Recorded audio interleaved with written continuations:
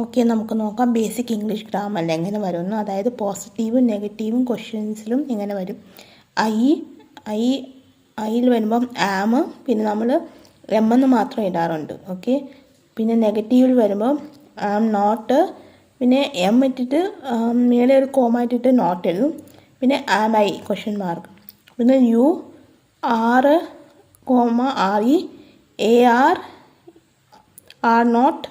നെഗറ്റീവിൽ വരുമ്പോൾ are not വരും, പിന്നെ ആർ എൻറ്റും വരും. പിന്നെ ക്വസ്റ്റ്യനിൽ വരുമ്പോൾ ആർ യു. പിന്നെ അടുത്തത് he is.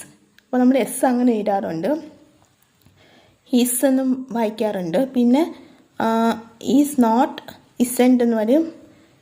Is he she it question mark വരും. ഓക്കെ, ഇനി അടുത്തത് is she. Okay, is she അങ്ങനെ വരുന്നത്. ഓക്കെ, പിന്നെ ഷീ ഇറ്റ് വരുമ്പം സെയിം തന്നെയാണ് വരുന്നത്.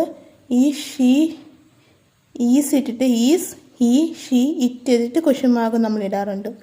ഈ ഷീ ഈ ഷീറ്റ് അങ്ങനെയൊക്കെ നമ്മൾ ചോദിച്ചിട്ടാണ് ക്വസ്റ്റ്യൻ മാർക്ക് ഇടുന്നത്.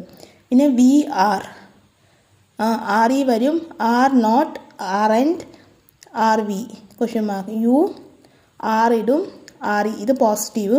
നെഗറ്റീവിൽ ആർ നോട്ട് ആർ എൻഡ് വരും, ക്വസ്റ്റ്യനിൽ ആർ യു വരും. പിന്നെ ദേ പോസിറ്റീവിൽ ദേ ആർ ഇ, നെഗറ്റീവിൽ are not aren't are they. അപ്പോൾ ഈ രീതിയിലൊക്കെയാണ് വരുന്നത്.